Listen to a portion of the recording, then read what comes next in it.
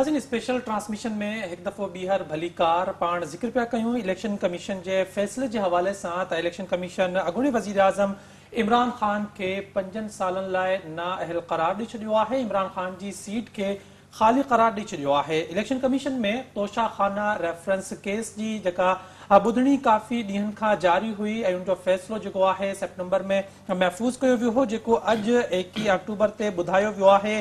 इन फ़ैसिले जा पाकिस्तान जी सियासत ते कहिड़ा असर थी सघनि था, पाकिस्तान तहरीक इंसाफ़ जी सियासत जेका आहे उहा कहिड़ो रुख इख्तियार कंदी, ऐं उन सां गॾोगॾु ॿियो जेको अहम फ़ैसिलो उहो आर्मी चीफ जो बि आयो आहे त आर्मी चीफ पंहिंजी रिटायरमेंट जो जेको आहे उहो पिणु ऐलान कयो आहे त 5 हफ़्तनि खां पोइ हू रिटायरमेंट जेको आहे वठंदो ऐं एक्सटेंशन वठण जो हुनजो को बि इरादो न आहे। उन सां गॾोगॾु आर्मी चीफ पंहिंजे उन बयान में जेको ज़रियनि वटां उहो बयान मौसूल थियो आहे त उन में इहो पिणु चयो वियो आहे त फ़ौज जो सियासत में को बि किरदारु नाहे। इन सॼी सूरत हाल ते पाण अॼु जे प्रोग्राम में ॻाल्हाईंदासीं, छाकाणि त हीउ तमामु वॾो फ़ैसिलो आहे ऐं अॼु खां जेकॾहिं 5 साल पोइते वञिजे त तक़रीबन अॼु खां 5 साल पहिरियां नवाज शरीफ सां साॻी सिचुएशन हुई। उन वक़्तु सुप्रीम कोर्ट जे हिकु फ़ैसिले तहत नवाज शरीफ खे 7 साल कैद ऐं ताहयात नाअहली जो जेको आहे उहो फ़ैसिलो ॿुधायो वियो हो, जेको अॼु ताईं उहो फ़ैसिलो मौजूदु आहे। ऐं नवाज शरीफ ऐं मुस्लिम लीग नून जी इहा ख़्वाहिश बि आहे त इहो जेको ताहयात नाअहली वारो फ़ैसिलो आहे इन खे तब्दील करे 5 या 7 सालनि ताईं जेको आहे महदूद कयो वञे, ताहयात नाअहली ख़तमु कई वञे। हिन वक़्तु इन हवाले सां जेका आहे सुप्रीम कोर्ट में हिकु केस बि ॿुधणी हेठि आहे त इन हवाले सां पाण ॻाल्हायूं था। अॼु प्रोग्राम में स्टूडियो में मूंसां गॾु मौजूदु आहिनि शकील सुमरो साहब, सीनियर सहाफ़ी तजिया निगार, उन सां गॾु महराज हबीब साहब मूंसां गॾु मौजूदु आहिनि, पाण एंकर पर्सन ऐं तजिया निगार आहिनि। अवां ॿिन्ही जी वॾी महिरबानी। शकील साहब, सभ खां पहिरियां इन प्रोग्राम उन सां गॾोगॾु अमजद अली शाह साहब जेके आहिनि उहे बि असां टेलीफोन लाइन ते मौजूदु आहिनि। अवां जी इजाज़त हुजे त मां अमजद शाह साहब पहिरियां उन सां ॻाल्हाए वठूं त कानूनी नुक़्ता छा आहिनि जेके अमजद शाह साहब अॻूणा वाइस प्रेसिडेंट आहिनि पाकिस्तान बार काउंसिल जा। अमजद शाह साहब, बहुत शुक्रिया प्रोग्राम में वक्त देने के लिए। सबसे पहले फरमाइएगा कि आप आईनी और कानूनी तौर इस फैसले को कैसे देखते हैं? इस वक्त जो इलेक्शन कमीशन ऑफ पाकिस्तान ने फैसला किया वो उस एविडेंस की बुनियाद पे जो इतने अरसे में उनके सामने लाई गई उसकी बुनियाद पे फैसला हुआ। और इमरान खान साहब पहले ही इस फैसले की तवक्को इसलिए कर रहे थे कि उन्हें पता था कि ऐसी एविडेंस मौजूद है कि उनके खिलाफ ये फैसला आ सकता है। इस फैसले के आने के बाद उनके पास अभी रेमेडीज मौजूद हैं। स्टैट्यूटरी रेमेडीज खत्म हो चुकी हैं, लेकिन आईनी उनको रेमेडीज अवेलेबल हैं। हाई कोर्ट में वो इस फैसले को चैलेंज कर सकते हैं, फिर इसी तरह उस फैसले के खिलाफ सुप्रीम कोर्ट जा सकते हैं। नवाज शरीफ साहब का फैसला जो सामने मौजूद है, अगर उसकी रोशनी में देखा जाए तो इमरान खान साहब की नाअहली जो है वो बरकरार रहेगी। और क्योंकि नवाज शरीफ साहब की नाअहली के खिलाफ नवाज शरीफ साहब की रिव्यू पिटीशन भी खारिज हो चुकी है।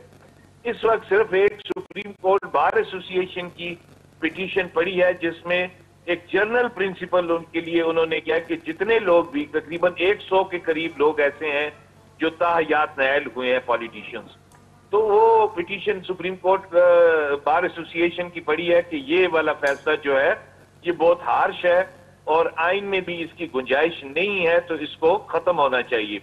लेकिन नवाज शरीफ साहब की हद तक फैसला जो था उनकी जो रेमेडीज थी वो पूरी वो अवेल कर चुके हैं। तो अगर उसकी रोशनी में देखा जाए तो इमरान खान साहब भी अब इवन के पार्टी की सदारत के लिए भी अहल नहीं रहेंगे। वो उसी तरह जो कुछ नवाज शरीफ साहब के साथ हुआ इनके साथ भी वही कुछ है। जिस तरह इन्होंने उनके लिए गड़ा खोदा था, आज उसी गड़े में ये खुद गिरे हैं। तो अब ये अमजद शाह साहब ये फरमाइएगा, आप फरमा रहे हैं कि नवाज शरीफ जो है उनकी रिव्यू पिटीशन भी वो खारिज कर दी गई थी। अगर कानून ही तब्दील कर दिया जाए, ये जो नाअहली का कानून है इसमें ताहयात का लफ्ज निकाल के कोई टाइम फ्रेम सेट कर दिया जाए, तब तो नाअहली खत्म हो सकती है नवाज शरीफ की। वैसे तो कानून में नाअहली ताहयात लिखा ही नहीं हुआ। ये तो सुप्रीम कोर्ट ने तजावज किया अपने अख्तियारात से और उन्होंने ये जो फैसला किया था ये आइन से बालातर था। ये तो नया आइन उन्होंने लिखा है, लेकिन क्योंकि सुप्रीम कोर्ट की जजमेंट है लिहाजा वो प्रिवेल करेगी। ہاں یہ ہے قانون اگر بدلتا بھی ہے تو اس کے ریٹروسپیکٹیو افیکٹ نہیں ہوتے، وہ آئندہ کے لیے ہوگا. اب سپریم کورٹ کو ہی اپنے فیصلے کو ریویو کرنا ہوگا. عبد الشاہ صاحب یہ فرمائیے گا کہ آپ اب تحریک انصاف نے اسلام آباد ہائی کورٹ میں پٹیشن دائر کرنے کا فیصلہ کیا ہے، انہوں نے دائر نہیں کی، آپ یہ پہلے سے کیسے کہہ سکتے ہیں کہ ان کی یہ پٹیشن جو ہے وہ خارج ہو جائے گی اور یہ فیصلہ برقرار رہے گا؟ نہیں، میں یہ نہیں کہتا کہ ان کی پٹیشن جو ہے پہلے سے کہ وہ خارج ہو جائے گی، لیکن نواز شریف صاحب والی پریزیڈنٹ ان کے راستے میں ضرور آئے گی. شاہ صاحب اس میں یہ بتائیے گا، ظاہر ہے جو نواز شریف صاحب کے خلاف فیصلہ دیا تھا وہ سپریم کورٹ نے دیا تھا، اور ظاہر پٹیشن بھی اس وقت جو دائر کی گئی تھی اس کو اس کی بنیاد پر ہی رد کر دیا گیا تھا کہ سپریم کورٹ کا فیصلہ ہے. یہ فیصلہ اس لیے مختلف ہے کیونکہ یہ الیکشن کمیشن کی جانب سے آیا ہے. پچھلے سال پی ٹی آئی کے جو ایک ایم پی اے ہیں جو شاہ محمود قریشی صاحب کے خلاف الیکشن میں لڑے تھے، ملتان سے ہی ان کا تعلق ہے، سلمان نعیم، وہ ان کو بھی نائل کر دیا گیا تھا الیکشن کمیشن کی جانب سے، اور بعد میں جب وہ عدالت میں گئے تھے اور اس کی بنیاد تھی ڈیول سٹیزن شپ، تو اس پر عدالت نے یہ کہا تھا کہ یہ الیکشن کمیشن کا دائرہ کار نہیں ہے کہ وہ کسی کو نااہل کرے، چاہے وہ تاحیات ہو یا پھر 5 سال کے لیے ہو. تو آپ سمجھتے ہیں کہ وہ جو ایک فیصلہ موجود ہے اس کی بنیاد پر ہی پی ٹی آئی میں اس جا وجہ رہی سے ہے؟ یہ بات کر رہا ہوں کہ بیسک جو پوائنٹ ہے وہ ایک ہی ہے کہ نواز شریف صاحب نے چھپائے وہاں پہ حقائق اور مختلف حقائق سامنے لائے تھے جس کی بنیاد پہ وہ ہوئے تھے. تو عمران خان صاحب کے بھی خلاف سیم مقدمہ ہے، انہوں نے بھی سپریس کی مین فیکٹس جو تھے الیکشن کمیشن کے دوران، یا اس جو انہوں نے ڈکلیریشن دی تھی اس کی انہوں نے وہ ڈکلیریشن ثابت ہو گئی کہ وہ ٹھیک نہیں تھی. تو وہ یقیناً وہ صادق اور امین نہیں رہے. جب صادق اور امین نہیں رہے تو پھر وہ ان کے اوپر بھی وہی قانون اور وہی طریقہ کار جو ہے اپلائی ہوگا جو نواز شریف صاحب پہ ہوگا. سر اس پر یہ ہے نا جو آپ بات کر رہے ہیں، ظاہر وہ سپریم کورٹ نے فیصلہ دیا تھا، بالکل آپ درست کہہ رہے ہیں کہ جو شواہد تھے اس میں بھی اور جو چیزیں سامنے نہیں آئی تھی اسی بنیاد پر ہی وہ بھی نائل قرار پائے تھے. اور میں اس لیے یہ کہہ رہا ہوں کہ یہ مختلف فیصلہ ہے کیونکہ یہ الیکشن کمیشن کی جانب سے دیا گیا ہے، اور 1 سال پہلے ہی 18 اگست کو ایک جو فیصلہ آیا تھا اس میں یہی معزز عدالت نے کہا تھا کہ الیکشن کمیشن کے پاس نااہلی کا اختیار نہیں ہے، اس فیصلے کے اندر موجود ہے. تو آپ سمجھتے ہیں کہ اس فیصلے کی بنیاد پر ہی خان صاحب کو اس میں ریلیف مل جائے؟ وہ اسلام آباد ہائی کورٹ جا رہے ہیں، اس کا فیصلہ ہو چکا ہے. بالکل ان کو ریلیف ملنے کے ضرور اسلام آباد ہائی کورٹ سے چانسز ہیں، لیکن بیسک جو پوائنٹ ہے، جو بیسک ایویڈنس ہے، وہ جو اصل پوائنٹ ہے وہ وہی ہے جس کی بنیاد پہ نواز شریف صاحب گئے تھے. اب اگر الیکشن کمیشن کے پاس اختیار نہیں ہے تو سپریم کورٹ کے پاس تو ہے نا. ٹھیک ہے، اب یہی والا ایویڈنس اگر سپریم کورٹ میں جائے گی تو وہی فیصلہ ہوگا جو نواز شریف صاحب کے لیے ہوا ہے. شاہ صاحب اس میں دوسرا یہ بھی بتائیے گا، 5 سال کے لیے نائل قرار دیا گیا ہے خان صاحب کو، اس پر تھوڑی سی کنفیوژن اس لیے سامنے آ رہی ہے آرٹیکل 63 کے حوالے سے. تو کیا یہ جو ڈائل خان صاحب کی ہوئی ہے یہ 2018 سے لے کر جو ان کا ٹینیور تھا اس کی بنیاد پر ہوئی ہے، یا پھر اب جو وہ الیکشن میں کامیاب ہوئے ہیں اس میں ہوئی ہے، یا پھر اس فیصلے کی بنیاد پر خان صاحب آنے والے جو الیکشن ہے وہ نہیں لڑ سکیں گے؟ یہ ان چیزوں پر کنفیوژن اب تک برقرار. خان صاحب کا تو دیکھیں 5 سال کی نائلی ہے. جی ہلو، جی 5 سال فرمائیے. کی ان کی نائلی ہے، لیکن اس نائلی کو 5 سال سے لائف ٹائم بھی کر سکتی ہے سپریم کورٹ آف پاکستان. اور جب وہ نائل ہو گئے کسی سیٹ کے لیے تو اسی طرح جس طرح نواز شریف صاحب کو پھر ان کی پارٹی کے ہیڈ رہنے سے بھی روک دیا گیا تھا، اسی طرح ان کو بھی روکا جا سکتا ہے. یہ پارٹی کے ہیڈ بھی نہیں رہ سکیں گے. اب جیسا صاحب معراج حبیب اصل میں آپ سے پوچھنا یہ چاہ رہے ہیں کہ اس نااہلی کی شروعات آج کے دن سے ہی ہوگی عمران خان پر یا آنے والے الیکشن میں ہوگی؟ دیکھیں نہیں، ان کے اوپر تو آج کے دن سے ہوگی جب یہ فیصلہ آیا ہے. ٹھیک ہے. اچھا امجد شاہ صاحب یہ فرمائیے گا کہ آرٹیکل 62 اور 63 کے حوالے سے پاکستان میں اکثر بحث ہوتی ہے کہ یہ آرٹیکل ختم کر دینے چاہیے، یہ ایک ڈکٹیٹر نے جو ہے اس میں شامل کیے تھے آئین میں. آپ کیا سمجھتے ہیں as a expert of law, آپ کیا سمجھتے ہیں کہ یہ آرٹیکل ہونے چاہیے یا ختم کر دینے چاہیے؟ میں سمجھتا ہوں کہ ان کو ختم ہو جانا چاہیے. اور اس کی وجہ کیا ہے؟ جو ہے اس کی وجہ یہ ہے کہ جس معاشرے میں ہم رہتے ہیں، جس جگہ پہ ہم رہتے ہیں، جس قسم کے حالات ہیں اس ملک کے، اس میں 62-63 صرف پالیٹیشنز پر اپلائی کرنا کسی طرح بھی مناسب نہیں ہے. اور پھر لائف ٹائم ان کی جو ڈسکوالیفیکیشن ہے، میں سمجھتا ہوں کہ یہ غلط ہے. چاہے وہ نواز شریف صاحب کی ہو، چاہے وہ بھٹو خاندان کی ہو، چاہے وہ عمران خان کی ہو، چاہے وہ کسی بھی پالیٹیشین کی ہو، اس کی ڈسکوالیفیکیشن نہیں ہونی چاہیے، کیونکہ وہ لوگوں کے ریپرزینٹیٹو ہیں، لوگ ان کو ووٹ دیتے ہیں، لوگ ان سے پیار کرتے ہیں.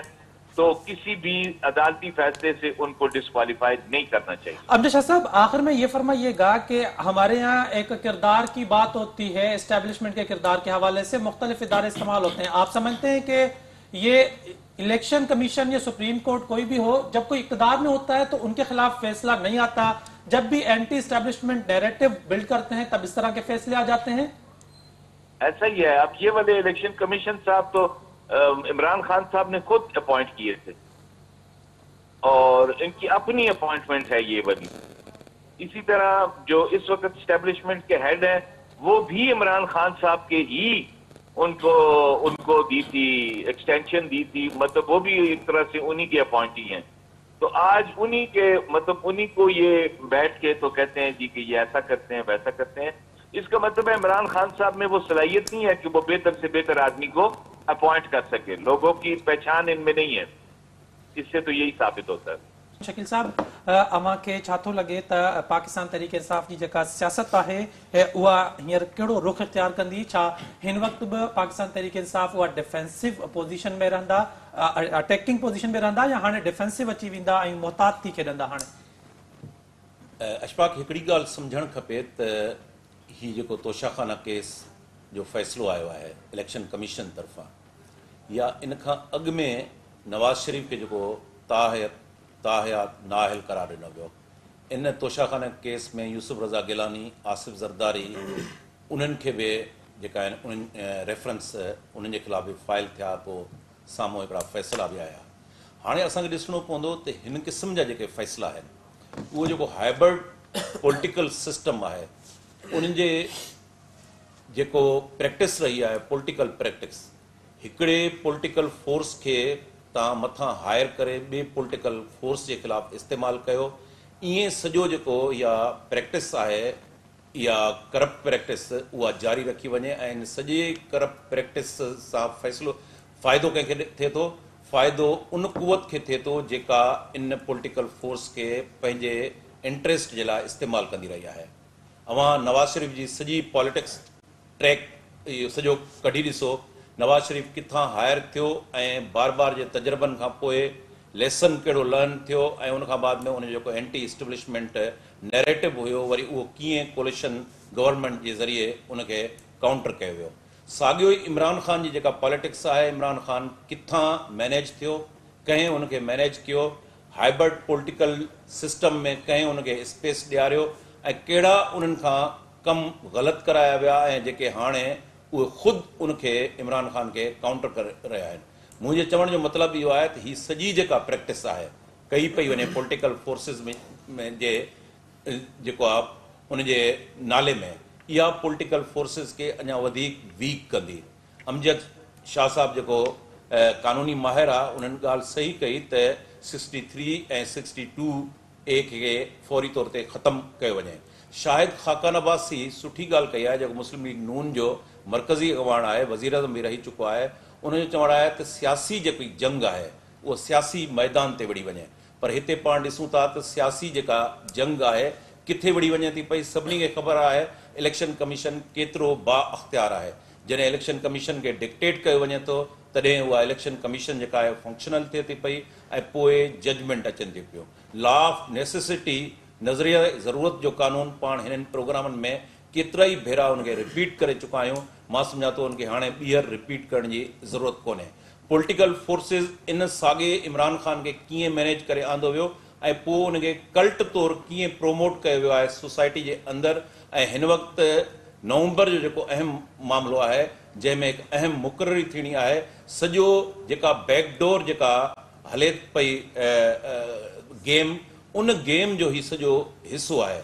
इमरान ख़ान केतिरो सस्टेन करे थो पियो, इमरान ख़ान खे मैनेज कंदड़ क़ुवतूं जेके आहिनि उहो केतिरो उनखे थर्ड फोर्स तौरु अञा वधीक जेको आहे हलाइणु चाहिनि थी पियूं, इहो डिपेंड करे थो जेको नवंबर जे अंदरि अहम मुक़ररी थियणी आहे। छाकाणि त पाकिस्तान जी सॼी पॉलिटिक्स उहा इते ई इन सर्किल जे अंदरि जेका आहे उहा पंहिंजी जेका प्रोग्रेस आहे उहा ॾेखारींदी रही आहे। जेके इन सिस्टम खां इन्हनि खे ओन न कयो पाकिस्तान जे अंदरि, उहे इन बाउंड्री खां ॿाहिरि आस्ते आस्ते उन्हनि खे ॿाहिरि उछलियो वियो ऐं पोइ उन्हनि खे शहादतूं नसीब थियूं। इन करे मां सम्झां थो पॉलिटिकल फोर्सिस खे लेसन लर्न करणु खपे। हीअ जेका प्रैक्टिस आहे उनमें भली आसिफ ज़रदारी हुजे, पीपल्स पार्टी हुजे, नवाज़ शरीफ हुजे, मरियम नवाज़ हुजे, इमरान ख़ान हुजे, सभिनी खे पॉलिटिकल फोर्सिस खे लेसन लर्न करण जी ज़रूरत आहे त हीअ प्रैक्टिस जेका आहे उहा डेमोक्रेटिक सिस्टम खे स्ट्रेंथन कोन कंदी, बल्कि इहा प्रैक्टिस जेका आहे हाइब्रिड जेको डेमोक्रेटिक सिस्टम आहे उनखे स्ट्रेंथन कंदी ऐं साॻियो अॼु जेके इक़्तिदार ते वेठा आहिनि सुभाणे वरी को ॿियो पॉलिटिकल फोर्स ईंदो ऐं हीअ साॻियो तोशा ख़ान केस में रेफरेंस भोगींदा नज़र ईंदा। मेराज हबीब साहब, जीअं पाण पहिरियां बि इहा डिस्कस कयोसीं त 90 खां पाकिस्तान पीपल्स पार्टी ऐं जेको आहे मुस्लिम लीग नून हिक ॿिए सां विढ़ंदा रहिया, मुख़्तलिफ़ जेके हुकूमतूं उहे किराईंदा रहिया ऐं आख़िर इन ॻाल्हि ते अची बीठा त चार्टर ऑफ डेमोक्रेसी कयो वञे। 2008 में पीपल्स पार्टी जी हुकूमत आई, गीलानी ख़िलाफ़ नवाज़ शरीफ कारो कोर्ट पाए सुप्रीम कोर्ट पहुतो, उनखे नाहिल करार ॾेई ख़ुशि थियो। बाद में उन ते जेको आहे असांखे नवाज़ शरीफ हिन ॻाल्हि जो इतराफ़ कंदे नज़र आयो त मूंखां ग़लती थी वई। साॻी तरह इमरान ख़ान नवाज़ शरीफ ख़िलाफ़ वियो ऐं अॼु उहा ई साॻी जेका आहे इमरान ख़ान सां सूरत हाल आहे। अव्हांखे छा थो लॻे, जीअं शकील साहब चयो त इहे सियासी जेके क़ुवतूं आहिनि इहे कुझु सिखंदियूं या जॾहिं बि इन्हनि खे एस्टेब्लिशमेंट जो हथु नज़र ईंदो आहे ही कोशिशि कंदियूं आहिनि त असां इहो हथु पकड़े वठूं, असांखे कुझु न कुझु मिलंदो, इहे ही पंहिंजो पाण खे कॾहिं स्ट्रेंथन कंदा? अशफाक, ज़ाहिरा हिन मुल्क में का बि अहिड़ी पार्टी नाहे जेका पंहिंजे तौर ते इक़्तिदार में आई हुजे। हमेशह कंप्रोमाइज़िस खां पोइ हुकूमतूं इक़्तिदार में ईंदियूं आहिनि ऐं इहो हिन मुल्क में हमेशह खां थींदो रहियो आहे। हिन मुल्क में असां इहो ॾिठो आहे ड्रिघा डिक्टेटरशिप जा दौर, उनखां पोइ जेका थोरी घणी जमहूरियत आई बि उनखे कहिड़े तरीक़े सां हिन वक़्तु मैनेज कयो वञे पियो, इहे सभु शयूं असांजे साम्हूं ऑन ग्राउंड आहिनि। ऐं ज़ाहिरा जेके मैनेज करण वारा आहिनि, जीअं शकील ज़िक्र कयो, हाइब्रिड जेके क़ुवतूं आहिनि, इस्टेब्लिशमेंट जेके असां चऊं था, या इवन जेको कुझु देरि अॻु में बयानु साम्हूं आयो आहे त हाणे को बि तालुक़ु न हूंदो सियासत में फ़ौज जो, त ज़ाहिरा इहे सभु शयूं हाणे आम माण्हू ताईं पहुचनि थियूं ऐं आम माण्हू इन्हनि सभिनी शयुनि खे हाणे बहितर तरीक़े सां सम्झे पियो। जेके ही सियासी क़ुवतूं आहिनि, सियासी पार्टियूं आहिनि, मुंहिंजे ख़्याल में इन्हनि खां का उमेद बि इन तरह जी न रखणु घुरिजे, छो त जॾहिं हिननि जो चहिरो तब्दील थींदो आहे, एंटी एस्टेब्लिशमेंट नैरेटिव साम्हूं ईंदो आहे, जमहूरियत जी, अवाम जी, सेक्युलर हुजण जी या इन क़िस्म जूं जेके दावाऊं ही कंदा आहिनि जलसनि में, नाला वठण खां वेंदे मुख़्तलिफ़ तरीक़ा जेके इस्तेमालु कया वेंदा आहिनि, दरअसल उहो तरीक़ेकार हूंदो आहे त कंहिं न कंहिं तरीक़े सां हू पंहिंजी इम्पोर्टेंस ॾेखारे सघनि उन्हनि धुरियुनि खे त असां वेठा आहियूं ऐं असांखे बि स्पेस ॾिनो वञे। उहा सूरत हाल असां नवाज़ शरीफ़ जे दौर में ॾिठीसीं, कहिड़े तरीक़े सां नवाज़ शरीफ़ जिन जनरलनि जा नाला वठंदो हो, ऐं हाणे असां ॾिसूं पिया नवाज़ शरीफ़ जी पंहिंजी पार्टी जी हुकूमत आहे, मुकमल हिकिड़ी सांत असांखे मुस्लिम लीग नून में नज़र अचे थी। वोट खे इज़त ॾियण वारा, जमहूरियत वारा, बालदस्ती वारा, उहो असां साम्हूं वाज़ तौर ते आहे। साॻिए ई तरीक़े सां इमरान ख़ान हो, इमरान ख़ान जॾहिं हुकूमत में हो त कहिड़े तरीक़े सां हुनखे इस्तेमालु कयो वियो। सभु अपोज़िशन उन वक़्त जी नवाज़ शरीफ़ खां वेंदे, आसिफ ज़रदारी खां वेंदे, जेका सीनियर क़यादत हुई उन्हनि खे जेलनि में विधो वियो, नेब कानून जो कहिड़े तरीक़े सां इस्तेमालु थियो, उहे सभु शयूं असांजे साम्हूं आहिनि। वरी जॾहिं इमरान ख़ान इक़्तिदार मां निकितो त उन वक़्तु असां ॾिठोसीं जानवर खां वेंदे, न्यूट्रल खां वेंदे, ऐं उनखां अलावा जेके मुख़्तलिफ़ वर्डिंग इमरान ख़ान इस्तेमालु कई, जेके सोशल मीडिया ते ट्रेंड्स हलिया, या जिन ॾांहुं बार बार इमरान ख़ान निहारींदो रहियो, ॾिसंदो रहियो त मूंखे ईंदड़ जेके चूंडूं आहिनि या इवन जेका मुक़ररी आहे उन में अहमियत ॾिनी वञे, उन में असां ॾिठोसीं जेको नैरेटिव हो त इन ॻाल्हि जो मक़सदु, इन ॻाल्हि जो जेको मतिलबु सॼी सूरत हाल जो निकिरे थो मुल्की सियासत में, त जेका सियासत आहे उहा हिकु जाइ तां मैन्यूअर थिए थी उहे शयूं उतां कहिड़े इस्तेमालु थियनि थियूं ऐं ही जेके सियासी पार्टियूं आहिनि इन्हनि खे मुख़्तलिफ़ वक़्तनि में मुख़्तलिफ़ तरीक़नि सां इस्तेमालु कयो वञे थो ऐं पोइ असां ॾिसूं था इलेक्शन कमीशन जो कहिड़ो रोल आहे, कीअं उहे इस्तेमालु थियनि थियूं या जेके मुख़्तलिफ़ तरीक़नि सां ॿी शयूं असांजे साम्हूं फ़ैसिला अचनि था उहे कहिड़े तरीक़े सां थियनि था, उन्हनि ते कीअं पोइ सवाल उथनि था, ईअं ई असांखे शयूं तब्दील थींदे नज़र अचनि थियूं। जेसिताईं जेका ही सॼी सूरत हाल आहे इन में जेको अहम सवाल आहे त आख़िर असांजा सियासतदान कॾहिं सिखंदा या कॾहिं सुधरंदा इन सॼी सूरत हाल मां, त उनजो को बि हिन वक़्त ताईं का शइ नज़र नथी अचे, छो त माज़ी जूं जेके प्रैक्टिसिस रहियूं आहिनि असां ॾिठोसीं शहीद मोहतरमा बेनज़ीर भुट्टो जी शहादत ऐं उनखां पोइ असां ॾिठोसीं जॾहिं जॾहिं इन क़िस्म जी कोशिशि थींदी आहे जेका लाइन आहे उन लाइन मां का पार्टी निकिरण जी कोशिशि कंदी आहे त उनजे लाइ अॻु में ई माहौल तयारु हूंदो आहे, अॻु में ई केसिस तयारु हूंदा आहिनि, पोइ कहिड़े तरीक़े सां उन्हनि खे मैनेज कयो वेंदो आहे। नवाज़ शरीफ़ जो मिसाल तव्हां वटि मौजूदु आहे, यूसुफ रज़ा गिलानी जो मिसाल तव्हां वटि मौजूदु आहे, या इवन इमरान ख़ान जॾहिं हाणे थोरी लाइन क्रॉस कई त हीअ असांजे साम्हूं ताज़ो मिसाल मौजूदु आहे त इहे साॻी जेका ग़लती आहे उहा बार बार इहे पार्टियूं कनि थियूं ऐं अपोज़िशन में हुजण वक़्तु हिकिड़ो अलॻि नैरेटिव आहे, हुकूमत में अचण वक़्तु उन्हनि जो तरीक़ेकार बदिलजी वञे थो, इहो असांखे मुल्की तारीख़ में नज़र अचे थो। 2017 को एॾो परे न आहे, उन में असां ॾिठोसीं नवाज़ शरीफ़ नाइल थियो, ईअं ई PTI जूं तक़रीरूं असांखे नज़र ईंदियूं हुयूं, ईअं ई असां ॾिठोसीं मुसलसिल PTI कैंपेन हिकु क़िस्म जी हलाई, साॻी मुस्लिम लीग नून आहे अॼु उहा इस्तेमालु करे पई इन्हनि शयुनि खे इमरान ख़ान जे ख़िलाफ़, त इहो इन मुल्क में ईअं ई थियणो आहे, ईअं ई हलणो आहे ऐं इन्हनि सियासी पार्टियुनि खे ईअं ई इस्तेमालु थियणो आहे, ईअं ई कंप्रोमाइज़िस करणा आहिनि। अवाम जी जेका हालत आहे मुल्क खे किथे अची तव्हां बीहारियो आहे, तव्हांजा 3 करोड़ माण्हू रोडनि ते आहिनि, तव्हां सॼी दुनिया खां इमदाद पिनो पिया, सॼी मुल्की मईशत तबाह थी चुकी आहे, माण्हू तव्हांजा मरनि पिया, माण्हुनि जी तव्हांखे का परवाह नज़र नथी अचे। मेराज हबीब साहब, शकील साहब, 3 मुलाक़ातूं थियूं आहिनि हिन वक़्त ताईं इमरान ख़ान जूं मुख़्तलिफ़ ज़रियनि सां थियूं आहिनि ऐं उनखां पोइ वरी न हिली, अव्हांखे छा थो लॻे त 3 मुलाक़ातुनि में को बि नतीजा खेज़ ॻाल्हियूं न थी सघियूं आहिनि? मां सम्झां थो त अञा ताईं के नतीजा खेज़ ॻाल्हियूं न थियूं आहिनि या जेका बैकडोर प्रैक्टिस थिए थी पई उन बैकडोर प्रैक्टिस जे अंदरि किथे न किथे के मामला अञा वधीक ईंदड़ वक़्त जे लाइ उहे मैनेज करणा हूंदा आहिनि ऐं उहे मैनेज करणा जेके मामला हूंदा आहिनि उहे हींअर ज़ाहिर कोन कया वेंदा ऐं अॻिते हली जॾहिं प्रैक्टिस जारी रहे थी उन वक़्तु पाण मुरादो उहे ज़ाहिर थियनि था पिया। हींअर जेको सॼो पॉलिटिक्स जेको आहे सरफेस ते हिकिड़ी आहे ऐं बैकडोर जेका प्रैक्टिस थिए थी पई ऐं मुलाक़ातूं थियनि थियूं, जीअं तव्हां ॿुधायो मुलाक़ातुनि जो, उते के ॿियूं शयूं डिस्कस थी रहियूं आहिनि। स्टेटमेंट हिकिड़ी हूंदी आहे ऐं उन बिहाइंड द कर्टेन जेका प्रैक्टिस थींदी आहे उहो उनजो मंज़रनामो कुझु ॿियो हूंदो आहे। हाणे हिन क़िस्म जी जेका प्रैक्टिस थिए थी पई, याने असां ॾिसूं त रूलिंग जेका इलीट क्लास आहे, तोशाखाना केस खे असां मिसाल वठूं, हिकिड़ा आहिनि इस्टेब्लिशमेंट जा मोहरा, ॿिया ख़ुदि इस्टेब्लिशमेंट आहे। हिन मुल्क जे अंदरि इकोनॉमी जेका आहे, हींअर जेका इकोनॉमी जी पोज़ीशन आहे ऐं तव्हां सॼी दुनिया जे अंदरि जंहिं तरीक़े सां रुसवा थियो था, हेतिरो सारो कर्ज़ु आहे, जीअं महराज ॻाल्हि कई त 3 करोड़ माण्हू जेको आहे लैंडस्केप ते ॿोड़ जे नतीजे में उहे बेयारो मददगार वेठल आहिनि। उन्हनि उहे ॼण त हिन बहस जो किथे बि उन मौज़ू में किथे बि उनजो ज़िक्र बि नथो थिए।